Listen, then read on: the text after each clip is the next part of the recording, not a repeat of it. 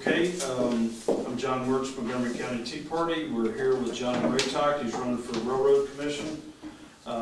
State of Texas. With me is Bob Bagley, Ken Vaughn, and we're going to start off with Mr. Greytok's opening of 5 minutes, and then we'll go to Q&A.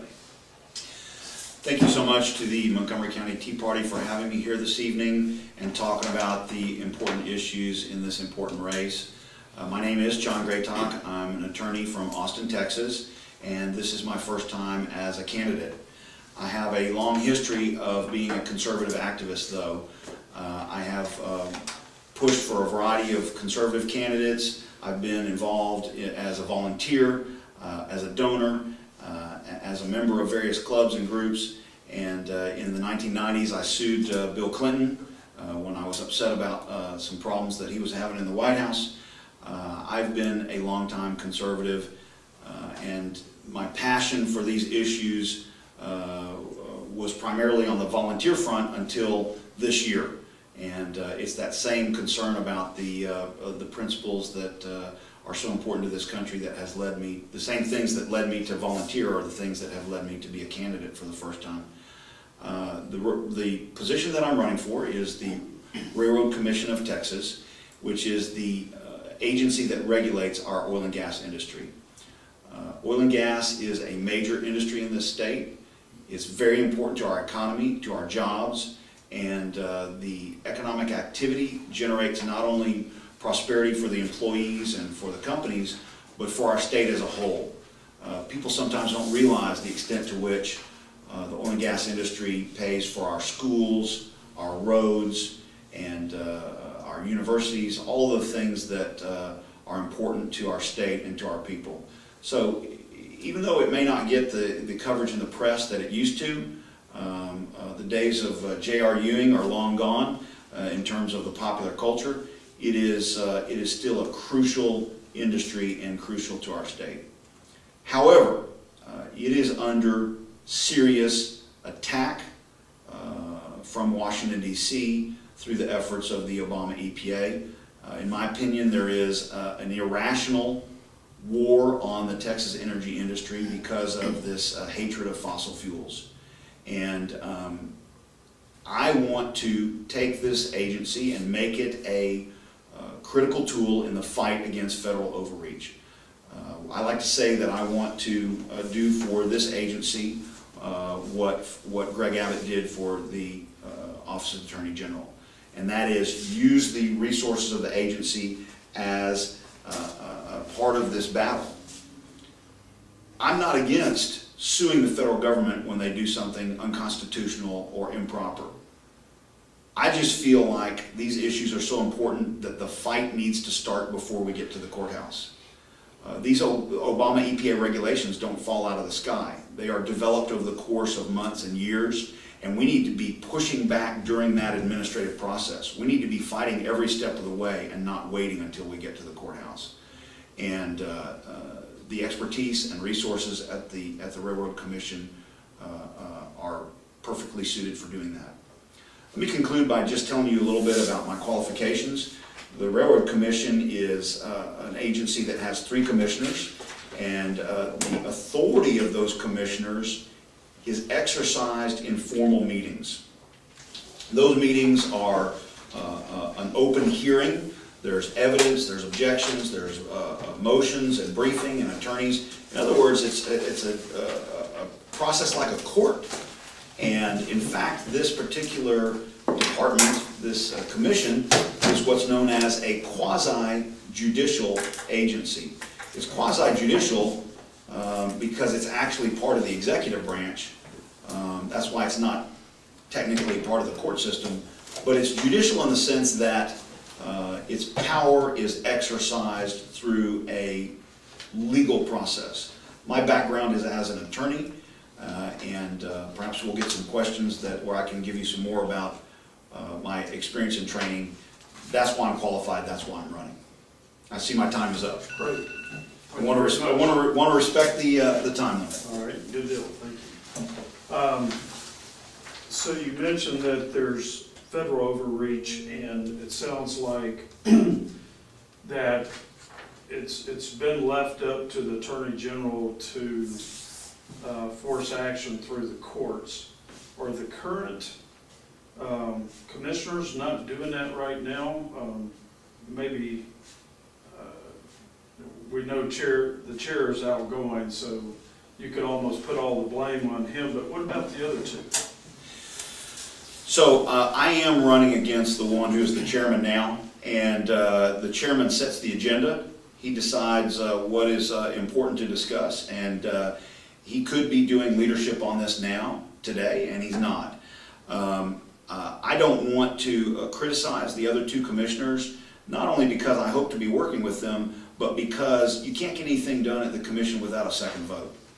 And part of this process that I'm going through is not to criticize what hasn't been done in the past, but to persuade people that we need to change in the future. I sometimes get maybe the flip side of the coin to that question, which is, why don't I just go talk to those two commissioners right now and ask them to do this? And the answer is, that's not how our system works. You know, you look at, for example, Greg Abbott last time ran on transportation. I don't know if you remember the TV ad where he was in his wheelchair and the cars were next to him, and he was making a joke about how a guy in a wheelchair can go faster than traffic. That's how our democracy works. A candidate puts forward an issue and develops a consensus, and then when they win, they're able to persuade other people that this is something that's important and needs to happen. And that's what I'm trying to do. I'm running for office pursuing this goal. And so I guess what I would say is, before Greg Abbott got to the AG's office, that agency wasn't doing any of this. It was his leadership that changed it. And so the default position is everybody's just sort of sitting around monitoring or passively observing what's going on. And I'm saying that here's an example with Greg Abbott in the AG's office, and the Attorney General's office is only representing the state in court. I'm talking about stuff that happens outside of court. I'm not criticizing the AG for not doing this. It's not his job to do stuff outside of court. I'm saying that other parts of state government need to get energized and exercise our 10th Amendment rights. I used to have a more passive view of the 10th Amendment. I now see it as a more active thing. And we can get into that some if you want. But by tradition, state government has been passive and has been monitoring these things and observing. And these are too important to just sit around and watch. We need to get in the game. Who was the AG before? It was John Cornyn. And before that was Morales. Well, yes, it was Cornyn. Okay. Thank you. Bye. There was a question on here about property rights, as I believe, wasn't there? Let's please talk about the pipeline coming through from Canada down here. Yes. How do you feel about taking over property rights from the people and putting the pipeline through their ranches? That whole thing. Yes. So this is very, very important. You know, the things that have made our country great are the, let me try to condense this into 2 minutes. Private property rights is fundamental to what has made this country great, and it has to be respected. Okay? At the same time, we've got to have a pipeline that goes somewhere to have modern life. But those things are not inconsistent. Okay?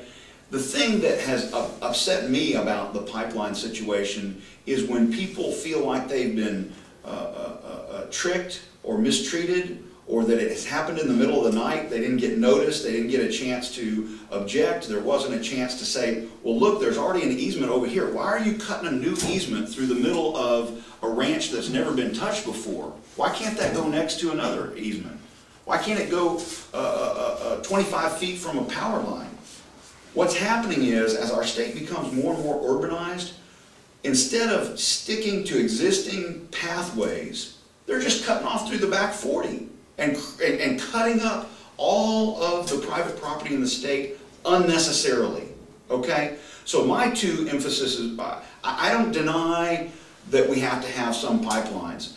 Number one, we have to have a fair process. Number two, we have to respect private property rights, which usually is going to mean negotiating with the landowner, not tricking them or stealing their land. And number three is we need to be concentrating these industrial and utility type facilities where they already are, instead of multiplying them throughout the private property that doesn't have them already. All right. Bill? Okay, yeah, still on question number 2. Yes, sir. You cited... And you'll have to remind me, I don't remember what question number yes, 2 certainly. is. That's the one about federal overreach and so Okay. forth. And you said that, you cited that you're for suing the federal government when that's required. Right. And of course, I think implied in your statement here is what I've observed is what has come about from that. What good has that done? So you say we need to do that without going to court. The Dudens and Sagebrush lizard situation. Right. Should expand that successful model. Right. Could you, is that always a practical approach? Federal overreach, a lot of times they just don't give you much of an option. So I'm not familiar enough with the details of that situation. Right. Could you elaborate and help show us why that is a good model? Of course. What happened with the lizard was there was an application to the Fish and Wildlife Service to have it declared an endangered species. And instead of waiting until the agency made a decision and then going to court to challenge it, there was an effort by state government, not leaving it to private individuals, but using our resources under the 10th Amendment to say we're gonna lead on this issue. And it's a long story, my time is short. Let me just cut to the very bottom line. What ended up happening was a negotiated settlement. There was a wildlife management plan that allowed us to have both oil wells and lizards. The habitat area overlapped the Permian Basin and went over into New Mexico, West Texas, that area. And so some people would say, wow, that's a great victory. We were able to continue producing oil without having to go to court. And as I just said, we get oil wells and lizards. And I agree with that, but I look at it from a slightly different point of view. That's what I call the successful model that we've had in the past of engaging early before the decision has been made and pushing back. What happened in that case was the state hired its own biologists and presented its own population surveys and objected to the evidence that was being presented by the radical environmentalists. Do you see what I'm saying? And it changed the discussion, and instead of just giving up and saying, oh well, they're going to win and we're going to have to go to court, we changed the discussion and we changed the result. Now, is that always going to work? No. Guess what? Lawsuits don't always work. Okay? And so my answer to that would be twofold. Number one, it's so important we have to try whether it works or not. And number two, even when it doesn't work, you can create footholds for the lawyers when they get to court. Sometimes if you don't get the result you want, you still live to fight another day. All right. Okay. Thanks. All right. Unfortunately, the price of oil has been dropping. At least Yes. for the state of Texas and our Yes. producers, the price of oil has been dropping. That's unfortunate. Yes. How is that going to impact the Railroad Commission? What should they be doing in response? So I'm not, I might ask you to clarify your question a little bit. Are you asking me what should they do about the price of oil? Well, what should you be doing in response to a falling price of oil? I mean, does that change? So I would say two things. Number one, this industry is cyclical and it's gonna come back at some point. And so the efficient management of the agency would mean we need to fix some of the problems that we noticed during the last boom. There were situations where people had to wait months to get a drilling permit, and so you've got a situation where there's a crew that's ready to go to work and they can't do their job and they can't get paid because they're waiting on paperwork. Okay, that shouldn't be happening. All right, the Railroad Commission cannot create jobs, but it can kill jobs. And right now there's no backlog on permitting. You can get a permit all you want because there's no drilling going on. Okay, so the problems, and some bureaucrats would say problem solved. So I think that the problem is not solved. We need to address what were the things that were causing the bottlenecks, so that the next time when the boom starts again, we can react efficiently and we can avoid those types of delays. So that's one way that you might answer the question. But most people, when they say the price has fallen, what can you do about it? They're talking about price controls, or they're talking about restricting production or something like that. And my answer to that is we shouldn't be doing anything. We should not be trying to move the price of oil. We now have, and by the way, the Railroad Commission did do that 70 and 80 years ago. But we now have a world market for oil, and we now know a lot more about the bad side effects of government intervention in pricing, and that just shouldn't be part of what the Railroad Commission is doing. We should not try to, even if there are tools that would allow us to do it, we shouldn't be trying to change the price of oil.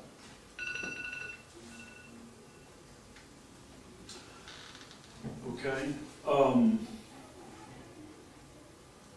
Number 11 and deals with hydraulic fracturing and how safe it is. Yes. Are you familiar with microseismic technology when they're doing? Is that a company or a category of a technology? I'm not sure. Okay. Both. No, I don't know. I don't know the details of that technology. Okay. I was just wondering what your knowledge was of it and how reliable you had heard that. I don't have an opinion on that. Okay. All right. I would have to know more about it. On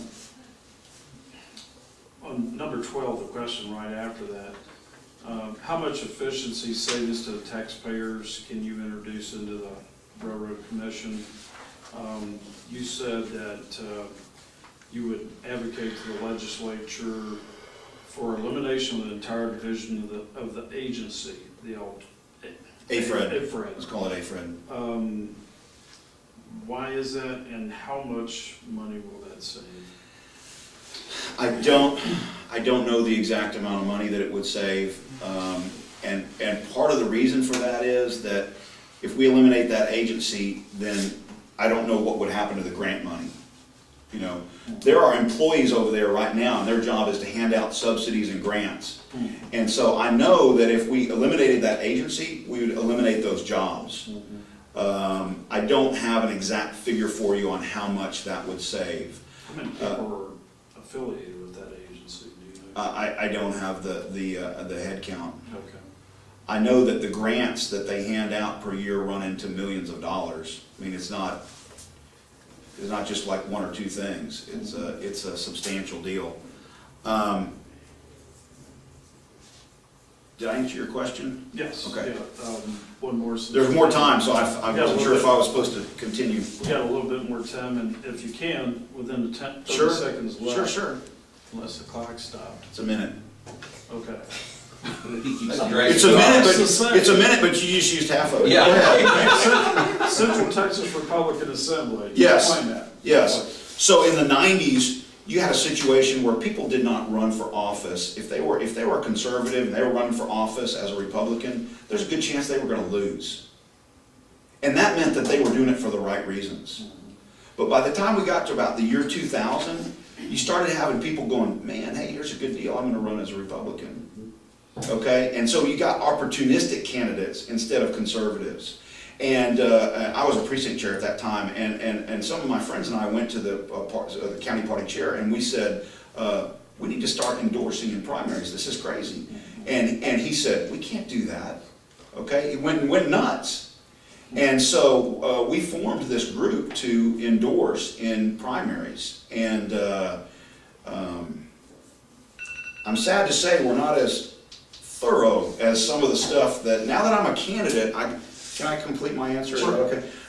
One of the things, after being involved for so long, I'm kind of surprised how much I'm learning being a candidate, because I thought I knew something about politics, but going from county to county, I see like how everybody else does it, and CTRA we could up our game, looking at how other people do it. Okay. It's been since the 70s since we put in new refineries. Yes, Texas, and right. that's primarily because of EPA and OSHA. Right. Federal government, again, dictating to what business can do and can't do in the state of Texas. Yes. is there a way, I know they're doing modernization and everything else, but I know that if some of the restrictions were lifted, we could have a new refinery with all the new modern technology to go along with it, and it'd be more cost effective for the companies as well as for the consumers. Is there anything that... And cleaner for the environment. Exactly. So Right. is there anything that can be done through your office to do that, to help that along its way? I hadn't thought of that. That's a very interesting idea. There is a division of responsibility on environmental issues in Texas. The Texas Commission on Environmental Quality handles, just trying to put it out there, not taking a position. TCEQ handles air and water issues outside the energy industry. The Railroad Commission only handles oil and gas production issues. So refining is actually outside that exception that the Railroad Commission deals with. Railroad Commission deals with intrastate pipelines, surface mining of minerals such as coal, and there's some uranium mining in Texas, exploration and sporadic production of uranium, but refining is not part of the Railroad Commission's responsibilities. Fighting back against EPA and OSHA Yeah. from that office could help though. You know, I think that it might. My focus was on exploration and production because that's what the agency is. But yes, I think my hope would be that if we take the lizard model and show that it was not a fluke, that early intervention can be useful, that would spread to other parts of state government. I've got a few seconds left, so I'll just tell you. Earlier this week, I won't say which paper or which reporter, but there was a liberal reporter who was really giving me flack, saying, well, because I use this phrase, I want to do for this agency what Gray Abbott did for the Attorney General's office. This reporter's like, well, your agency can't file lawsuits and that's crazy, and just sort of ridiculing the idea. And to me, there's an idea behind the ridicule that's being thrown my way, which is, we don't need to do anything else to fight back against the federal government, or we're doing enough, or we're doing too much. So I reject that idea. We can do more. And this ties into my idea that the 10th Amendment should be more active instead of passive. And I'll figure out a way to talk about that in a second. Whose turn is it? I'll give you that way because it's right along the lines of what I've been thinking. Let me give you the background thought that I have. In the 1760s and 70s, there was a lot of dissatisfaction with the perspective of that King George had of the rights and the perspective that the future Americans had as rights. Right. It came down to an armed confrontation because of that difference of perspective. I see a very difference of perspective now between the way the federal government views our rights based on the 10th Amendment and the way we as Texans view those rights. Now, I'm not advocating armed insurrection, but still, and no one is, rejection of those mandates is an interesting proposition, as we've just been leading into. Yes. So, who makes the call if Clean Air Act shut down coal refineries or power plants? If feds, we say we're not going to shut them down, who makes that call? If the feds send somebody down to enforce that, who makes the call on what our response to the feds is? So, the short answer is that's not clear, and we shouldn't sit around and wait. We should show leadership and take action and pursue what we think is the right answer. And I will use a very concrete example, okay? And that is marijuana. All right, and I want to start by being very clear. I'm not in favor of legalization, okay? But I look at what Colorado has done and what Washington State has done and what, in a backdoor kind of way, California has done. And what I observe is a situation where states have taken action in a way that is clearly, not a gray area, not debatable, clearly illegal under federal law. Okay? Okay. Marijuana is still illegal under federal statute. Okay? Yes, sir. And did that stop those states? No. They made a decision. Now, I don't agree with the decision they made, but I'm saying that their community made a decision of what it is that they thought was important, and from their point of view, they're taking action in a, and to me, that's a 10th Amendment response. Instead of sitting here in a passive way saying, okay, the 10th Amendment says all things the federal government doesn't get come to us. Well, let's wait and see what the federal government tells us are those things. That's not what they did. They said, we're going to go out and do this, and then we're going to find out whether or not that was our right to do that or not. So in Texas, who are the chief stakeholders? Who are the ones who call the shots? The number one stakeholder is the legislature. It's the first branch of government, and we've got a weak governor form of government, and so the legislature is the leader in this state, and that was set up on purpose, and that's not an accident, and that is still the way it is in this state. And let me just say, I'm running out of time, but let me just tie that together. If I'm lucky enough to be elected, I will be representing Texans, but I will be a member of the executive branch.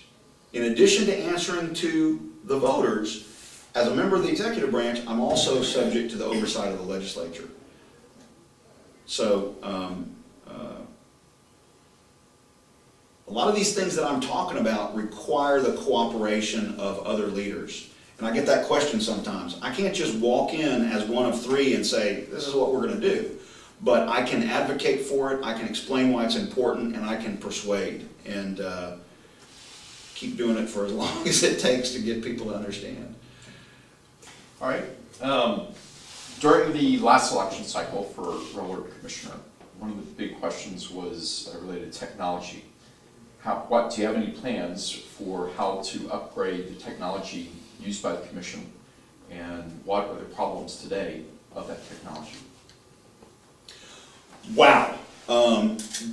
So there are two things that we have to know about the technology at the Railroad Commission. You might want to start the timer because I could talk for 10 minutes about this.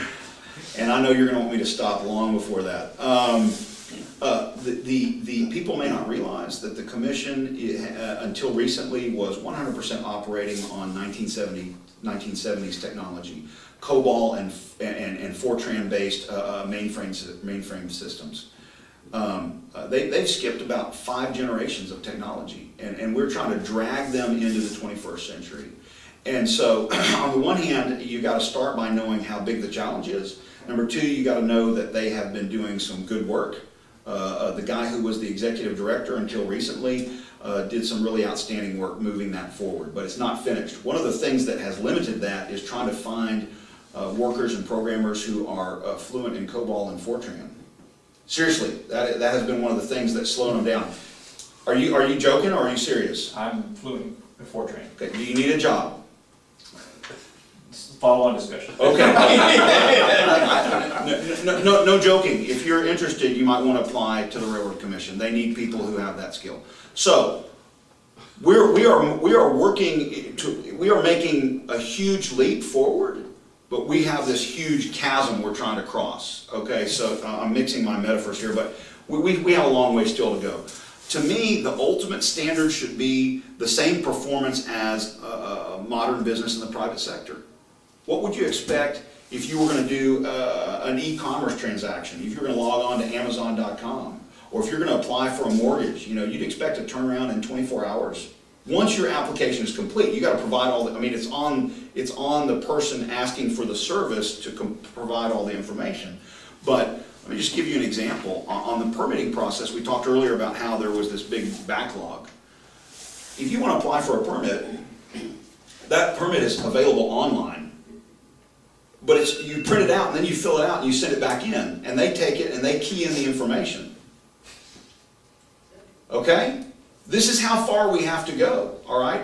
So in my mind, that's the ultimate goal, and I don't know what that looks like in terms of, the other two challenges are, you've got, for the purposes of trying to get the best price possible, you have centralized acquisition for technology for state government, and you've got serious budgeting and appropriations issues, because we're talking about a significant capital investment. So there are some serious hurdles that have to be, and this is why it's being done in phases, and so it's a big challenge. They've made a lot of progress. They're not all the way there. we've got to continue to move in the right direction. The oil and gas industry has become a high-tech industry. The Railroad Commission needs to upgrade substantially to try and keep up with that. A comment, not a question. Yes, sir. If I recall, wasn't the company developing the software for the Railroad Commission the same one that did Obamacare? Is that true? There was a company that was involved in that. Yeah, there was a connection there. I forget exactly what it I think was. so. Trust me, my wife, she does regulatory reporting. Is that right? Is that right? Is that right? Yeah. Did the Railroad Commission at least get a website out of it? I don't know. I'm teasing. I'm teasing. Go ahead. A web page. Sorry. Webpage. Let's crawl. Dead links before we everywhere. walk. Yeah, dead links everywhere. Got it. That's the name of it, actually. Okay, question number 8 had to deal with what you see as the most important problem. I don't know if you covered that when I was out for a second, but you said it's I answered all your questions while you were out. Okay. Undergoing its 3rd sunset review in 5 years. Why is that? What's going on with that? You said no major state agencies have this kind of institutional instability. Are you familiar with Sunset? You know how that works? It's a management type audit, and the basic idea is it's one of the mechanisms the legislature does to perform its oversight of executive agencies. Yeah. And for the benefit of people who may not know, it is an awesome tool that Washington, D.C. would be wise to look at adopting. The basic idea is that no government agency lasts forever. They all have a time fuse, and when the fuse is up, they cease to exist unless they're reauthorized, so that it completely reverses the normal bureaucratic incentives. And it's a very powerful tool. But, and it's been well used in Texas, but when you have something as crucial as the Railroad Commission that is really balancing the rights and responsibilities in this crucial industry and protecting the health, safety, and welfare of Texans, there's no question that the Railroad Commission should exist in some form. And so the sunset process is mostly about making sure, are they doing the job that they're supposed to be doing? Are they complying with the statutes? Do they have enough employees? Do they have too many employees? How can it be reorganized to make sure that it's efficient? Is this a political motivation then? No, it's behind this. okay. So the reason that it has, so what I'm saying is it shouldn't be controversial, right? It's more of a management review and an accountability check. Again, the incumbent has decided not to seek re-election, but it has been a failure of leadership. The current chairman. Okay, I'll just give you one example. I'll give you one example. Go ahead. Back to the question, is that common, 3 sunset reviews in 5 years? How often? Never. Do it? Never. Oh. Never. Okay. Never. That is a stunning statement. Yeah. That is a stunning. That's a different question. I get a little more. I'll take my next So what normally happens? What normally happens is when it's reauthorized, the legislature they kind of spitball it. They give 10, 12, sometimes 8 years. It's not. They have the discretion to decide how long does this agency, how long of a rope are we going to give this agency before they have to come back and get checked again. Okay. So when you see it being done 3 times in 5 years, what happened is they failed the process and they had to start over. So they're starting over for the 3rd time in 5 years. They can't get past sunset at all. And so we've got a lot of institutional instability due to the failure in leadership. And never have we had an agency go through 3 times in 5 years. It's a massive screw up. All right. That's a technical term. Go ahead. With the problems that we have with technology, or that y'all have the Railroad Commission with technology, how can we have transparency in that office? If it's not there, I mean, how can people go find out what's being done, what's being spent, and where their tax dollars are going if we're so far behind? And is transparency a problem for you? Transparency is a huge problem, and these things are interrelated. I was a Special Assistant Attorney General for 3 years and was really honored to work for the people of Texas, and one of my main assignments was enforcing the Open Records Act. And like the Sunset Law, a lot of people don't realize this, the Federal Freedom of Information Act doesn't have much teeth in it. It's really hard to get information from federal agencies. The state version of that law, which is technically the Texas Public Information Act, I still refer to it by its original name, the Texas Open Records Act, it has teeth. It's meaningful. And when I was in the Attorney General's office, I was actually working for John Cornyn. He did some good things when he was AG. He has not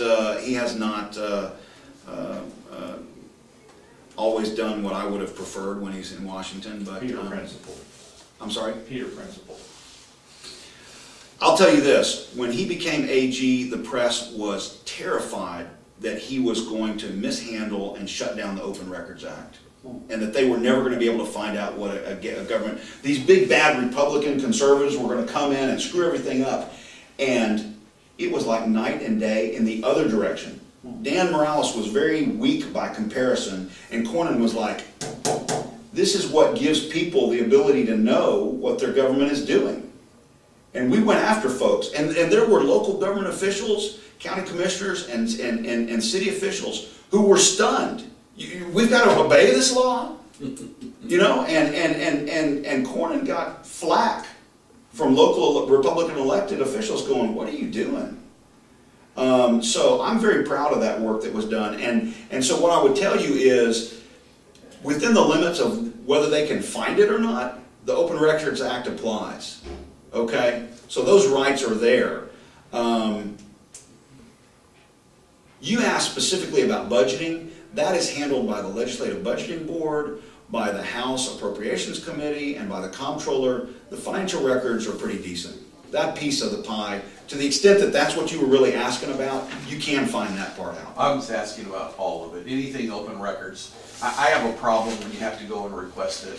I should be able to request it online. Shouldn't have to send them a letter and wait through all of that. Should be able to do it right online. Say, I want this information. So I can tell you. So I'll tell you this. As a candidate, I've been using the Open Records Act to find out things that I find the details of things that I know are wrong there, and that agency does a really poor job of complying with that act, and that needs to change. And if they have a new commissioner who knows about the act, they might be expected to actually follow that law. All right, good. We got about 10 minutes. Go. Okay. Question number 12, AFRED. You basically said you want to eliminate AFRED. What do the other two commissioners think of that idea? Are they aware of your plans there? One of them I know has made similar comments. The other one, I'm not sure the opinion.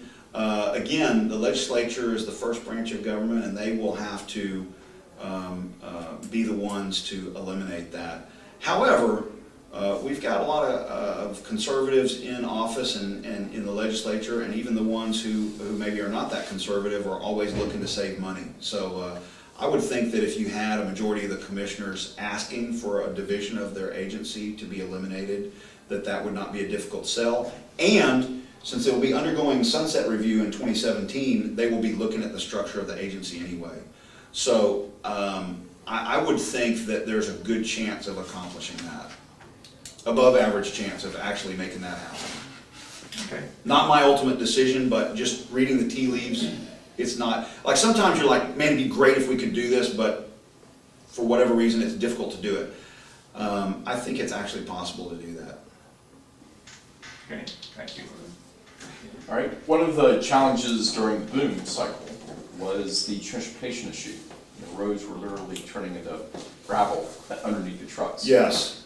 So what can we do at this point to try to address that?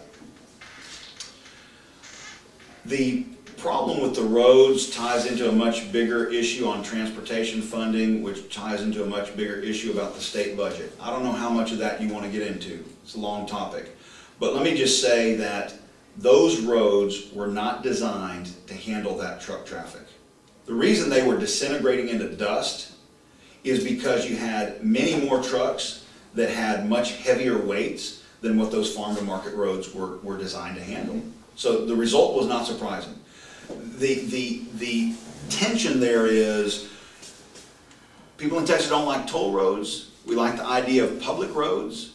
We like the idea of free roads. That means that it's a public good and that it should be paid for by taxes. The problem is you have a specific company doing a specific job that's tearing up the road that we're all using. Now, one solution to that is if you tear it up, you should be fixing it. That's not the law in Texas, but I think that we need to, and I'm not saying it should be a toll road, but we need to figure out some way for some of those oil and gas profits in the boom times to find their way back to do that.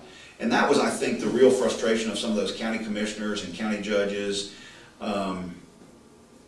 There are massive oil and gas taxes in this state. People often will read about the rainy day fund and how Texas has got this incredibly low interest rate because our bond rating is so high, because we've got this rainy day fund. What is almost never reported is every dime of the rainy day fund comes directly from oil and gas taxes. I forget what the balance is right now. It's like $9 billion. It's all from oil and gas taxes. And that doesn't even count the sales taxes and the other taxes from the oil and gas company buying things or paying the salaries of their workers and they buy things. I mean, it's just unbelievable. But none of those taxes, sales taxes, oil and gas tax, those are not county taxes. And so none of the tax revenue that was being generated from the activity was going to the governments that were responsible for those roads. And so there was a mismatch there. Whether it's the state government carving it off and redirecting it locally, or whether there is some other direct payment by the companies that are doing the damage, there has to be some way to fix those roads. The problem we were left with was the roads were torn up and they weren't fixed. Right. That's what's not workable. Yeah. Who's next? Here's Truly. Okay. Probably the last question, to give you 5 minutes to close, and then we need a few minutes just to talk with you offline. Okay. Speaking of taxes, what do you think of Ted Cruz's flat tax of 16% on business? I'm familiar with the senator's flat tax for income tax. Is that so educate me a little bit, is the 16% the business rate on the income tax? So I'm not sure if you're asking me if it should be higher or lower, or there should not be a business tax. I'll tell you that Yes. all of the above. All of the above. We've got to pay for government somehow. And to me it becomes a question of what's the least bad way. And I think that one of the things that is a problem with our current tax code, there's many problems with it. Complexity, the cost, the lack of predictability. But to me, one of the biggest problems is the unfairness. Okay? You've got the tax code is being used to pick winners and losers. It's being used to subsidize certain activities in ways that are hard to understand and follow. And it undermines our confidence in our government. Whatever confidence we have, it undermines it that this is just a shell game instead of something that is a shared responsibility and a shared sacrifice. And so that's why I support the flat tax, is everybody pays something, and those who have more pay more. I think it's appropriate for businesses to pay something. I don't know that 16% is the right number. To me, the attraction of the 16% is it's a lot lower than other numbers around the world, and I think it would bring a lot of capital home. As you know, you may know there's a lot of stranded capital around the world to try and avoid the confiscatory American tax system. And to me, the flat tax is less costly, less random, less unfair. I just think it's a much better way to solve the problem. Alrighty, That brings us to about 7 minutes till 7. If you like, go ahead with your closing. Sure. Up to 5 minutes, and then we'll okay. have a few minutes for a couple of quick off-camera questions. Sure. I want to thank you all for this chance to visit with you tonight about this important office. One of the things that we have as a tradition in our state is to sort the races on the ballot based on the number of people that are being affected. So that's why you'll have some local offices, JP or constable, might be near the bottom of the ballot. Maybe some small city council races near the bottom of the ballot. Obviously, the very top is president, because that office affects the entire nation. In 2016, the ballot order is going to be President, Congress, and Railroad Commission. This race is the third highest office on the ballot because it impacts the entire state. And that is an indication of how important these issues are. I realize that we don't think about the Railroad Commission in our daily lives, but it is an important part of our state and impacts every single Texan, whether we know it or not. I started to say in my opening statement that my qualifications were because of my legal background, and I'll just take a few seconds to talk about that.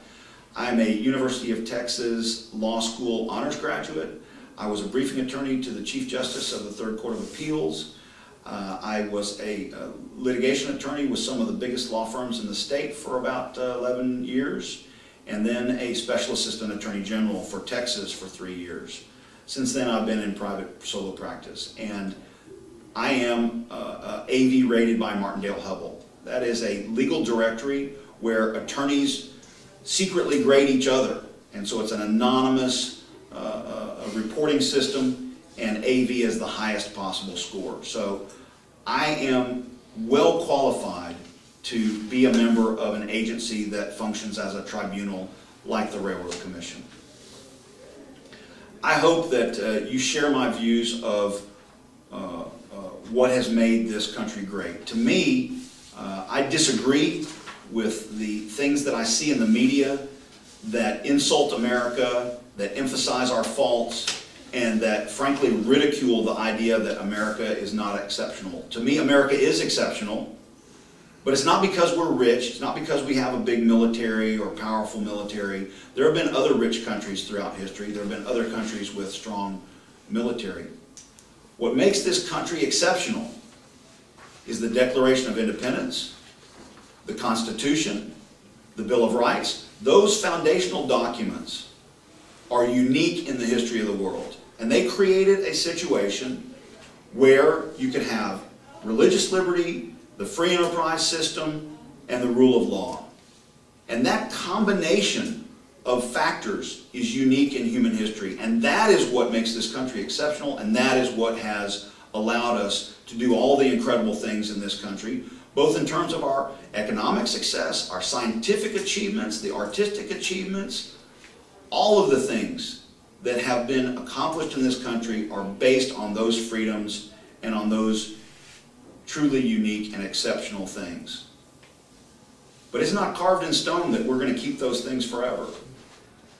I am drawn to the quote from Ronald Reagan about how liberty is not passed on in the bloodstream, and that each generation has to fight to pass on the torch of liberty. And there are things that are happening in our country today that are eroding that. And it is up to us to do our part to push back on that. If you agree with me on that, please support John Greytok for Railroad Commission. The vote is going to be on March 1st. It overlaps the presidential race. You'll be at the polls anyway. Just keep voting, and when you get to the Railroad Commission race, please vote for John Greytok. Thank you. Great, thank you very much.